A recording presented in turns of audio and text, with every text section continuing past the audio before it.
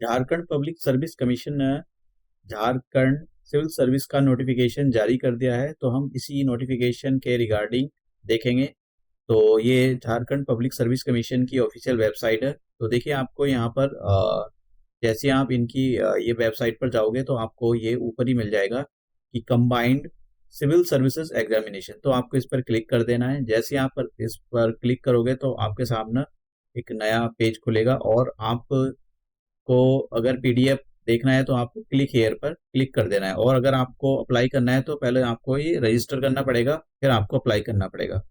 अब देख लेते हैं कि आप कब से अपने फॉर्म भर सकते हो। देखिए 1 फरवरी से आप अपने जो फॉर्म है उनका आवेदन कर सकते हो, और लास्ट डेट 29 फरवरी है।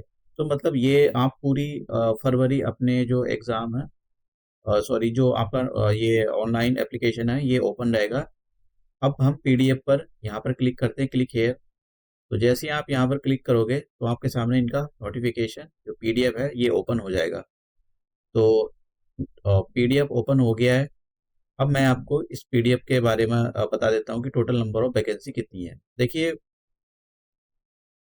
Total number of vacancy 342 vacancy हैं, और यहाँ पर लिखा है कि जो नंबर ऑफ पोस्ट हैं वो कम और ज़्यादा हो सकती हैं। ये सभी पोस्ट पर वैकेंसी निकली हुई है, तो आप देख सकते हो। अब यहाँ पर जो जितने भी सिविल सर्विस के एग्जाम होते हैं मोस्टली टेक्निकल को छोड़कर उसके अंदर सिंपल एक ग्रेजुएशन मांगा जाता है, तो इस एग्जाम में भी एक सिंपल ग्रेजुएशन मांगा गया है। आपकी एज मिनिमम एज कितनी होनी चाहिए? देखिए मिनिमम एज आपकी 21 साल होनी चाहिए और मैक्सिमम एज आपकी 35 साल होनी चाहिए। देखिए यहाँ पर लिखा है the upper age limit for the unreserved category. तो अनरिजर्व कैटेगरी के लिए 35 साल एज होनी 35 साल एज रखी हुई है यहाँ पर। एज की कैलकुलेशन आपकी जो अधिकतम एज की जो कैलकुलेशन वो 1/8/2017 के अकॉर्डिंग की जाएगी, और जो आपकी न्यूनतम एज है उसकी जो एज की कैलकुलेशन है वो 1/8/2024 के अकॉर्डिंग की जाएगी। तो अगर हम यहाँ पर एज रिलैक्सेशन भी दिया गया है, अगर देख लिए आप एक्सट्रीमली बैकवर्ड क्लास में आते हो, झारखंड के लोग झारखंड से बिलोंग करते हो, तो आपको आपकी जो अपर एज है वो 37 साल होगी। और अगर आप फीमेल कैटेगरी में हो और अनरिजर्व या एक्सट्रीमली बैकवर्ड क्लासेस में आते हो तब आपकी एज जो है 38 ईयर्स रखी गई है। और अगर आप झारखंड के शेड्यूल्ड ट्राइब या शेड्यूल्ड कास्ट में बिलोंग करते हो, चाहे मेल हो या फीमेल हो, तो आपकी जो एज अपर एज वो 40 साल रखी गई है। यहाँ पर ये बोला गया है कि कोई भी कैंडिडेट जो 3 साल से सर्विस दे रहा है झारखंड के अंदर झारखंड गवर्नमेंट को, तो उसके लिए वो 5 साल का जो एज रिलैक्सेशन यहाँ पर अपर एज में दिया गया है। तो यहाँ पर ये तो एज रिलैक्सेशन की बात हो गई। नंबर ऑफ अटेम्प्ट्स की बात करें, आप कितनी बार इस एग्जाम को दे सकते हो। देखिए यहाँ पर कोई लिमिटेशन नहीं है, आप जितनी चाहे जब तक आपकी एज नहीं हो जाती आप नंबर ऑफ अटेम्प्ट्स दे सकते हो यहाँ पर। अगर आप झारखंड के मूल निवासी हो, आपको रिजर्वेशन चाहिए, तो यहाँ पर आपको जाति प्रमाण पत्र जब इंटरव्यू होगा जब आपको इसकी एक जो कॉपी है वो दिखानी पड़ेगी।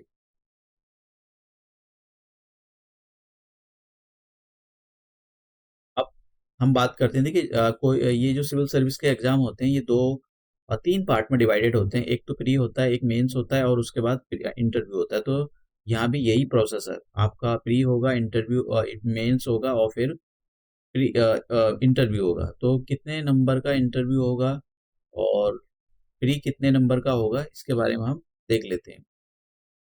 देखिए प्री के 2 पेपर होते हैं, पेपर 1 पेपर 2। हर एक पेपर 200 नंबर का होगा और 2 घंटे का टाइम दिया जाता है। वो क्वालिफाइंग नेचर के होते हैं दोनों पेपर। यहाँ पर जब भी आपकी मेरिट लिस्ट बनती है उनका कोई रोल नहीं होता है, ऑब्जेक्टिव टाइप के दोनों पेपर होंगे। और एक और अच्छी बात है कि झारखंड के अंदर कोई भी जब भी आप सिविल सर्विस का एग्जाम देते हो तो इसके अंदर कोई नेगेटिव मार्किंग नहीं होती है। जैसे यहाँ पर there will be no negative marking for the incorrect answers. तो आप चाहे सारे के सारे क्वेश्चन अटेम्प्ट कर सकते हो, क्योंकि सिविल सर्विस के अंदर ये होता है कि अगर आपने एग्जाम कोई भी क्वेश्चन को अटेम्प्ट किया है और वो गलत हो गया तो आपके जो मार्क्स है वो डिडक्ट हो जाते हैं। मोस्टली में तो यही होता है, लेकिन झारखंड के अंदर ऐसा नहीं है। तो अब बात करते हैं प्री का जो जनरल स्टडीज का पेपर 1 होगा और जनरल स्टडीज का पेपर 2 होगा, इनके बारे में बात कर लेते हैं। देखिए जनरल स्टडीज का जो पेपर 1 होगा इसके अंदर क्या क्या पूछा जाएगा। जैसे मैंने कहा 100 क्वेश्चन होंगे, जैसे मैंने यहाँ पर आपको बताया था कि 200 मार्क्स का होगा, और 100 इसके अंदर ऑब्जेक्टिव टाइप के क्वेश्चन होंगे। एक क्वेश्चन 2 नंबर का होगा और निगेटिव मार्किंग नहीं है यहाँ पर। इंडियन हिस्ट्री से 15 क्वेश्चन पूछे जाएंगे, ज्योग्राफी से भी आपके 10 क्वेश्चन पूछे जाएंगे, और इंडियन पॉलिटी और गवर्नेंस से आपके 10 क्वेश्चन पूछे जाएंगे। इकोनॉमिक एंड सस्टेनेबल डेवलपमेंट से 10 क्वेश्चन पूछे जाएंगे और साइंस एंड टेक्नोलॉजी से 15 क्वेश्चन पूछे जाएंगे। अब देखिए यहाँ पर झारखंड स्पेसिफिक क्वेश्चन जो है जनरल अवेयरनेस हिस्ट्री से वो 10 क्वेश्चन होंगे और national and international current event जो होती है उससे 15 क्वेश्चन पूछे जाएंगे। अब general questions of the miscellaneous nature के होते हैं उनसे 15 क्वेश्चन आपके आएंगे। अब जनरल स्टडीज पेपर 2 की बात करते हैं। देखिए ये पूरा जो पेपर है वो झारखंड से रिलेटेड है।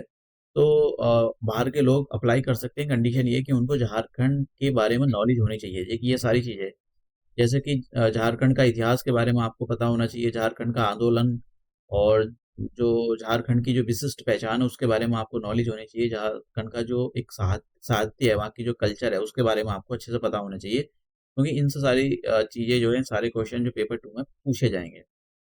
मेंस के बारे में बात करें, देखिए मेंस में जो है पेपर 1 होगा और पेपर 1 क्वालिफाइंग नेचर का होता है। ये किस टाइप का होता है, हिंदी और जनरल इंग्लिश और जनरल हिंदी इसके अंदर पूछी जाती है। ड्यूरेशन 3 घंटे की होती है और ये 100 नंबर का आपका होता है। उसके बाद में आपका पेपर 2 होगा। पेपर 2 के अंदर ये इतनी जो लैंग्वेज दे रखी है इसमें से कोई से एक आपको पेपर चूज करना पड़ेगा और उसी में से आपका पेपर होगा। ये 3 घंटे का टाइम दिया जाता है और 150 नंबर का पेपर होता है और ये आपका जो है डेस्क्रिप्टिव होगा। डेस्क्रिप्टिव का मतलब पेन और पेपर पर मतलब ये ऑब्जेक्टिव टाइप का नहीं होगा, आपको लिखना पड़ेगा जैसा आप आंसर लिखते हो। उसके बाद में पेपर 3 के अंदर social science and social science यहाँ पर सोशल साइंसेस पूछी जाएंगी हैविंग टू डिस्टिंक्ट सेक्शन। जैसे हिस्ट्री का एक आएगा और एक आएगा ज्योग्राफी का सेक्शन आएगा। तो 200 नंबर का होगा और 3 घंटे का आपको यहाँ पर टाइम दिया जाएगा। ये भी डेस्क्रिप्टिव होगा, यानी आपको पेन पेपर की जरूरत पड़ेगी। पेपर नंबर 4 की बात करते हैं। इसमें इंडियन कॉन्स्टिट्यूशन या पॉलिटी या public administration and the good governance से क्वेश्चन पूछे जाएंगे। 200 मार्क्स का होगा और ये 3 घंटे का टाइम, ये भी डिस्क्रिप्टिव होगा। मीन्स मोस्टली डिस्क्रिप्टिव ही होते हैं। अब यहाँ पर बात करें कि नेक्स्ट पेपर की पेपर 5 होगा इंडियन इकोनॉमी से, मतलब ग्लोबलाइजेशन और सस्टेनेबल डेवलपमेंट से क्वेश्चन पूछे जाएंगे। 3 घंटे का टाइम होगा, 200 मार्क्स का क्वेश्चन, डिस्क्रिप्टिव टाइप का होगा ये भी। उसके बाद में जनरल साइंस एनवायरनमेंट से रिलेटेड कुछ क्वेश्चन पूछे जाएंगे और 200 नंबर का होगा। 3 घंटे का टाइम डिस्क्रिप्टिव। तो टोटल कितना हो गया, 500 सॉरी 950 का ये हो गया। ये मतलब 950 का हो गया और 100 का आपका इंटरव्यू हो जाएगा। तो ये 1050 का आपका टोटल जो है, इसी में से आपकी जो मेरिट बनती है। फीस कितनी है, फीस बहुत कम होती है, 100 रुपए ही होती है। अगर आपको कोई टेक्निकल या फिर किसी भी हेल्प की ज़रूरत है तो आप इन नंबर पर कॉल करके पूछ सकते हो इनसे। एप्लीकेशन जैसे मैंने बताया कि 1 फरवरी से ये आप अपना ऑनलाइन आवेदन कर सकते हो और इसकी जो लास्ट डेट है वो 29 फरवरी है।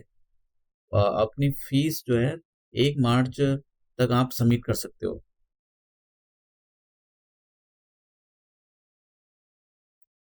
तो ये सारा यहाँ पर आप वैकेंसी का डिस्ट्रीब्यूशन देख सकते हो, कितनी वैकेंसी किस पोस्ट के लिए निकली हुई है और किस कैटेगरी के लिए निकली हुई है।